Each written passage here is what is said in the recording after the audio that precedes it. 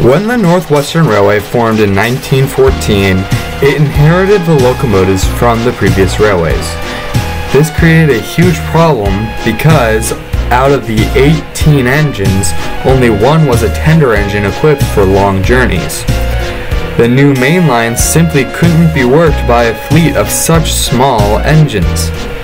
The Fat Director, Nelson Topham Hatt, the first Fat Director, quickly sold some of the excess engines off to get cash to buy new engines to run the line.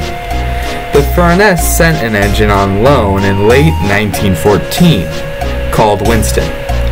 Shortly after the new year, they sold another one to the NWR, called Edward. Hatt also purchased Thomas from the LBSCR shortly before. Winston, Thomas, and Edward were enough to put the railway together, finishing it in June of 1915. For a short time, they ran the new main line. The completion of the main line reignited the locomotive crisis, as work was soon too much for just Winston, Edward, and Thomas to handle. The small engines ran double headers, but these were highly inefficient.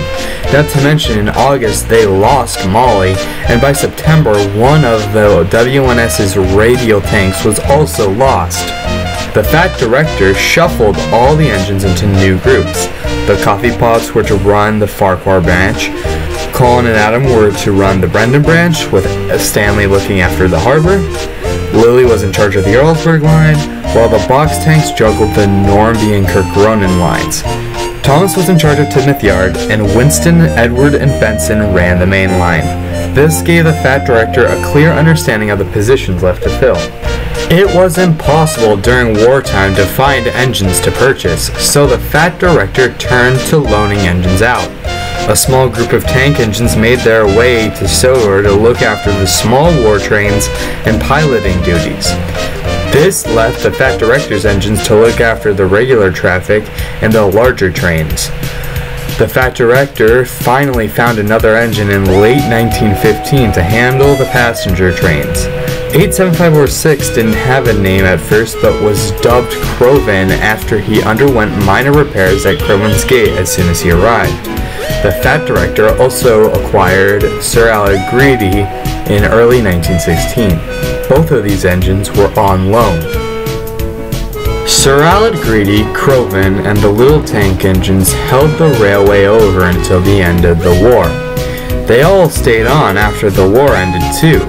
A marginal post-war slowdown gave the railway's tired fleet some breathing room, and in 1919 the Fat Director loaned out a new engine called Alfred from the Great Northern Railway.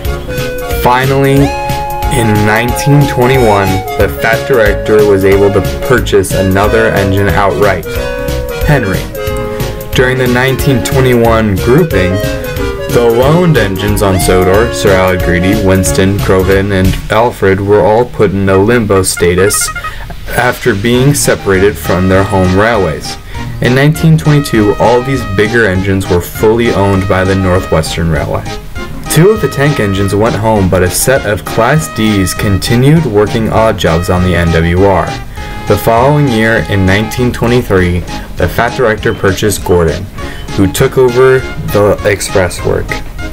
Gordon's arrival ended the locomotive crisis once and for all.